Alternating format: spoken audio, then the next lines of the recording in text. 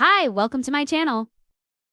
Today, I will show you how to create this effect, so be sure to watch until the end. First, go to your Canva page and make sure to rename your design on the upper part.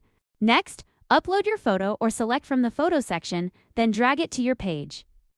Once you reposition it and you're satisfied, click Share and download it. Then go to the apps and use the type cutout. Click here to change the image and upload the image we just downloaded. Here, put your preferred text. You can also reposition the image depending on your preference. Once you're satisfied, click the Add Design button. Next, go to the image and click Edit. Look for Magic Grab where you can grab the portion you want to add to your design to create the desired effect. Next, add it to your design to make it more realistic. You can also add your preferred background to make it even nicer. Here's the final result. Be sure to like and subscribe to stay updated when I upload a new video. See you in the next one.